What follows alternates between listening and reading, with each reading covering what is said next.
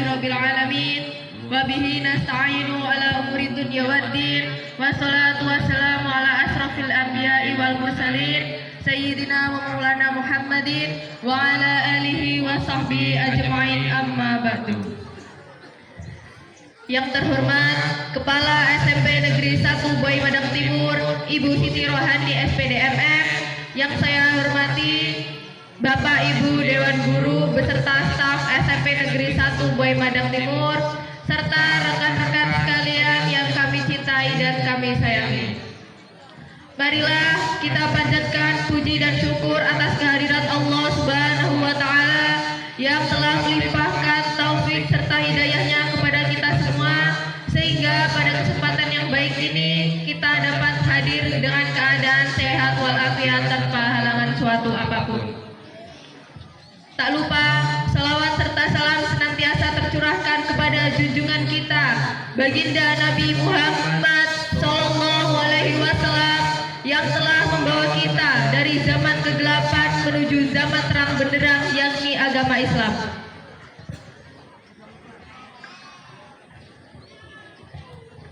Bulan Rabiul Awal adalah bulan yang sangat bersejarah dalam kehidupan umat muslim, terutama pada tanggal 12 Rabiul Awal tahun Gajah telah dilahirkan seorang pemimpin umat manusia yang merupakan rahmat bagi alam semesta. Beliau adalah junjungan kita, yakni Nabi besar Muhammad Sallallahu Alaihi Wasallam.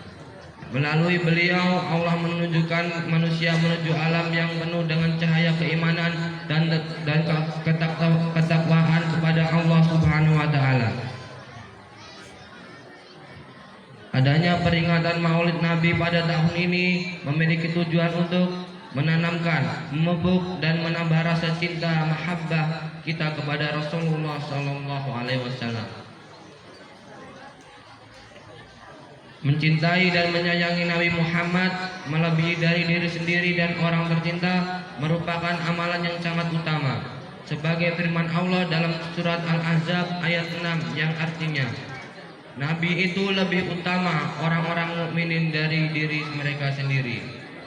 Dengan demikian sudah menjadi keharusan bagi umat muslim untuk mendahulukan kecintaan kepada Allah dan Nabi Muhammad Sallallahu Alaihi Wasallam di dalam hati, lebih dari siapa atau apa yang dicintai. Dengan peringatan kelahiran Rasulullah Sallallahu Alaihi Wasallam dapat dijadikan sebagai teladan dari Rasulullah Sallallahu Alaihi Wasallam dan jihad perjuangannya di dalam menegakkan agama Islam.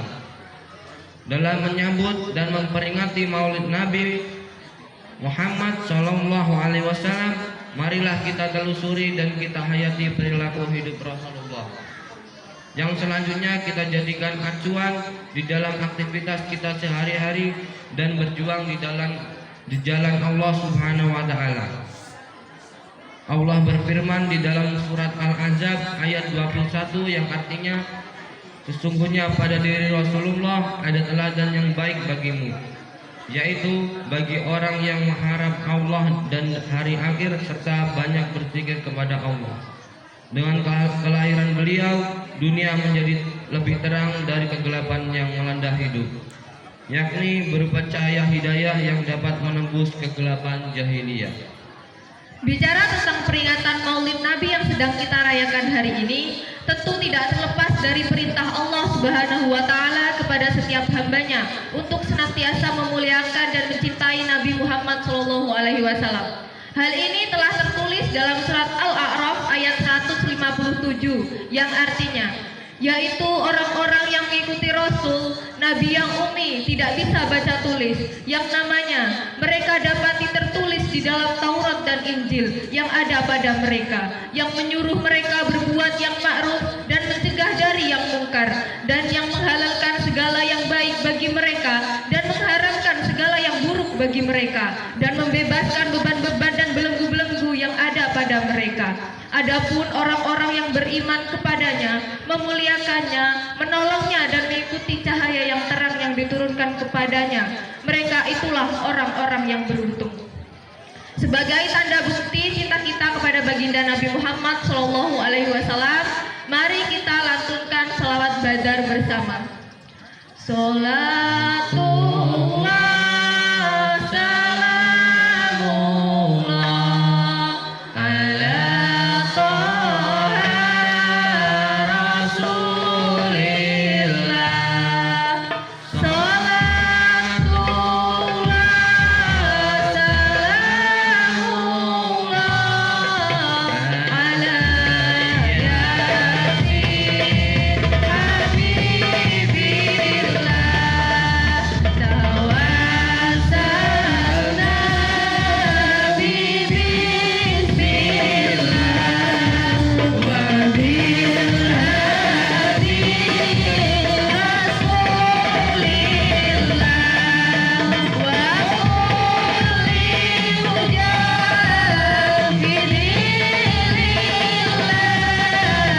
bi ahlil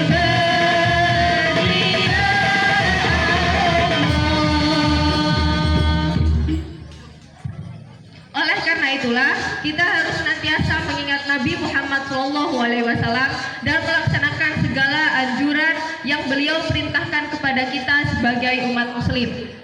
Dengan begitu, insya Allah kita akan menjadi umat terpilih yang berada dengan beliau di surga nanti. Amin.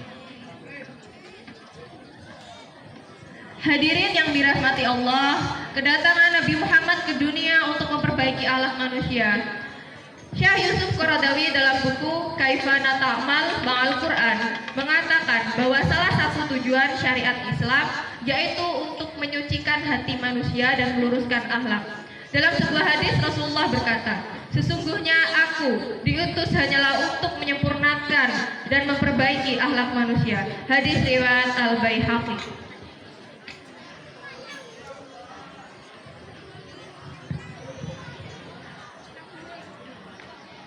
Pelajaran akhlak dari Nabi Muhammad ini menyebar ke jariah Arab dan diterima masyarakat. Penerimaan masyarakat terhadap kebenaran berkaitan pula dengan moral penuturnya. Oleh sebab itulah kebenaran yang didakwahkan Nabi Muhammad mudah diterima seiring dengan kesempurnaan akhlak beliau. Hadirin yang dirahmati Allah, akhlak atau moral ini yang sangat diperlukan pada kehidupan menjelang hari akhir. Seperti yang terjadi sekarang ini, berbagai kemungkaran sosial lebih mudah ditemui. Ini menandakan bahwa suara keburukan jauh lebih banyak ketimbang kebaikan. Perilaku akhlak menjadi simbol ketaatan dan keimanan yang bisa memperbaiki dan mengubah moralitas masyarakat. Sebagai bentuk revolusi moral, akhlak yang dicontohkan Nabi Muhammad mesti ditempatkan sebagai tindakan nyata pada pergaulan global yang penuh tantangan. Aspek kebaikan, kejujuran, kesalehan, dan keadilan bagi semua kalangan yang diajarkan beliau perlu ditanamkan pada setiap tindakan individu. Nabi Muhammad juga mengingatkan kita untuk mengendalikan hawa nafsu. Berbagai kemungkaran diawali dari hawa nafsu yang selalu diperturutkan. Oleh sebab itu, hawa nafsu harus dikekang dengan meningkatkan keimanan. Suatu hari, Rasulullah SAW sedang mengajarkan majelis ilmu di Masjid Nabi. Masjid yang juga disebut Masjid Nabawi saat itu masih beralaskan pasir tanpa ubin dan sajadah. Para manusia terbaik itu berkumpul di dalam masjid tersebut untuk meraih ilmu dari teladan terbaik. Di saat yang sama, seorang lelaki Badu yang berasal dari desa masuk ke dalam masjid, bukan untuk sholat ataupun mengikuti majelis ilmu. Orang tersebut berjalan ke pojok ruangan masjid, menengok ke kanan dan ke kiri lalu jongkok untuk kencing. Ya, dia kencing di dalam masjid. Apa reaksi Anda jika mengetahui hal itu terjadi? Marah? Ya, wajar. Bahkan para sahabat Nabi SAW yang mulia saja bergejolak dan marah. Mereka mendatangi orang itu dan siap meledakkan amarahnya. Namun Rasulullah SAW memanggil para sahabat dan menenangkan mereka dan memerintahkan para sahabat untuk tidak mengganggu hajat orang tersebut.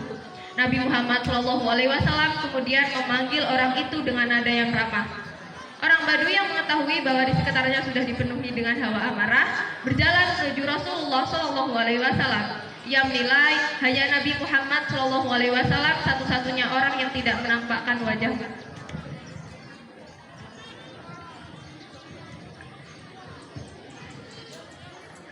Beliau kemudian menasehati orang Badui tersebut agar tidak melakukan hal yang sama untuk kedua kalinya. Beliau menjelaskan bahwa masjid dibangun untuk sholat dan membaca Al-Quran, bukan untuk buang hajat. Orang itu paham lalu pergi meninggalkan masjid. Tak lama berselang, tiba waktu sholat dan Nabi Muhammad SAW menjadi imam. Tanpa disangka, lelaki Badui tadi ikut bergabung sholat jamaah. Ia masuk ke tengah-tengah barisan jamaah. Saat masuk ke gerakan iktidal, lelaki Badui ini kembali membuat geger. Ia menambahkan doa iktidal sesuai dengan versinya sendiri dan diteriakkan keras-keras. Padahal harusnya doa tersebut dibaca di dalam hati. Ya Tuhan kami, bagimulah segala puji. Sayangilah aku dan Muhammad, dan jangan engkau sayangi orang-orang selain kami berdua. Begitu doa yang ia ucapkan. Secara rukun sholat memang salah, tapi jika kita lihat dari sudut pandang lain, orang ini telah memasukkan Nabi Muhammad SAW ke dalam hatinya. Bahkan ia telah menjadikan Rasulullah sebagai orang yang paling penting bagi hidupnya di sampingnya sendiri. Pertemuan beberapa menit tadi telah mengisi hatinya dengan Nabi Muhammad SAW. Apa yang telah dilakukan oleh Rasulullah sederhana, menahan amarah, berkata yang lembut, dan memberikan nasihat dari yang tulus dan terdalam. Marilah kita berkaca pada hidup kita, apakah tutur kata, sikap, dan sifat bisa meninggalkan kesan yang positif dan mendalam untuk lingkungan sekitar kita. Jangan-jangan selama ini kita memberikan kesan negatif di hati banyak orang. Jangan-jangan selama ini kita sibuk memoles diri agar terlihat sebaik dan semulia mungkin. Jangan-jangan selama ini tutur kita melangit dan terlihat cerdas, namun tidak berhasil membuat orang lain nyaman dengan keberadaan kita. Jangan-jangan selama ini kita memiliki waktu kebersamaan yang banyak dengan orang di sekitar, namun kita lebih banyak meninggalkan jejak keburukan dalam hidup mereka. Dengan menjadikan Rasulullah SAW sebagai tolak ukur kita dalam menjalani hidup, insya Allah kita akan mendapatkan tempat yang mulia di sisi Allah Subhanahu wa Ta'ala.